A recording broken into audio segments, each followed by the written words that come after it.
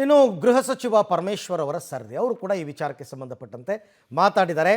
ಸಿದ್ದರಾಮಯ್ಯ ಪೂರ್ಣಾವಧಿ ಮುಖ್ಯಮಂತ್ರಿ ಅಂತಾರೆ. ಅವರು ಪೂರ್ಣಾವಧಿ ಮುಖ್ಯಮಂತ್ರಿ ಪರೋಕ್ಷವಾಗಿ ಗೃಹ ಸಚಿವ ಪರಮೇಶ್ವರ್ ಅವರು ಕೊಟ್ಟಿರ್ತಕ್ಕಂಥ ಹೇಳಿಕೆ.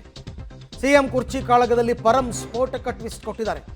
ಸಿದ್ದರಾಮಯ್ಯನವರು ಪೂರ್ಣಾವಧಿ ಮುಖ್ಯಮಂತ್ರಿ ಆಗಿರ್ತಾರೆ ಪರೋಕ್ಷವಾಗಿ ಹೇಳಿರ್ತಕ್ಕಂಥದ್ದು. ಸಿಎಂ ಅಧಿಕಾರ ಹಂಚಿಕೆಯ ಪ್ರಸ್ತಾಪವೇ ನಡೆದಿಲ್ಲ ಇನ್ನೂ ಕೂಡ, ಅಂದಮೇಲೆ ಅವರೇ ಇರ್ತಾರೆ. ನಡೆದಿಲ್ಲ ಅಂದಮೇಲೆ ಅದರ ಜಾರಿ ಬಗ್ಗೆ ಪ್ರಶ್ನೆಗಳೇ ಇಲ್ಲ. ಸಿದ್ದರಾಮಯ್ಯ ಸಿಎಂ ಅಂತ ಹೈಕಮಾಂಡ್ ಈಗಾಗಲೇ ಘೋಷಣೆ ಮಾಡಿದೆ. 2.5 ವರ್ಷದಿಂದ ಅವರೇ ಇದ್ದಾರೆ. ಹೈಕಮಾಂಡ್ ಎಲ್ಲಾದರೂ ಸಿದ್ದರಾಮಯ್ಯ ಬೇಡ ಅಂತ ಹೇಳಿದೆಯಾ? ಇಲ್ವಲ್ಲ.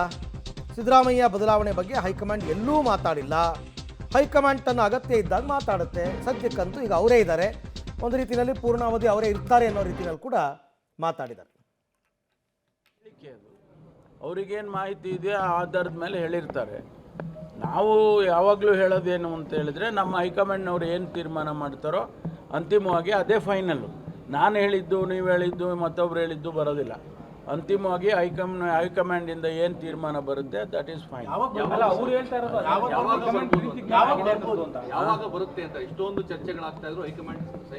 ಅವರು ಹೇಳ್ತಾರೆ ಸಂದರ್ಭ. ನಾವು ಹೇಳೋಕ್ಕಾಗುತ್ತೆ ಹಿಂಗೆ ಹೇಳಿ ಅಂತ. ಅವರು ಯಾವಾಗ ಸಂದರ್ಭ ನೋಡಿಕೊಂಡು ಅದರ ಅವಶ್ಯಕತೆ ಇದ್ದರೆ ಹೇಳ್ತಾರೆ. CLP ಮೀಟಿಂಗ್ ಮೊನ್ನೆ ತಾನೇ CLP ಮೀಟಿಂಗ್ ಆಯಿತು. ಆ ಥರ ಏನಾದರೂ ಗೊಂದಲ ಇದ್ದರೆ CLP ಮೀಟಿಂಗಲ್ಲಿ ಪ್ರಶ್ನೆ ಮಾಡಲ್ವಾ? ಪ್ರಶ್ನೆ ಮಾಡೇ ಮಾಡ್ತಾರೆ. ಏನು ಸ್ವಾಮಿ ಇಂಥ ಗೊಂದಲ ಇದೆ, ನೀವು ಯಾಕೆ ಹಿಂಗೆಲ್ಲ ಮಾಡ್ತೀರಾ ಅಂತ ಮುಖ್ಯಮಂತ್ರಿಗಳಿಗಾದರೂ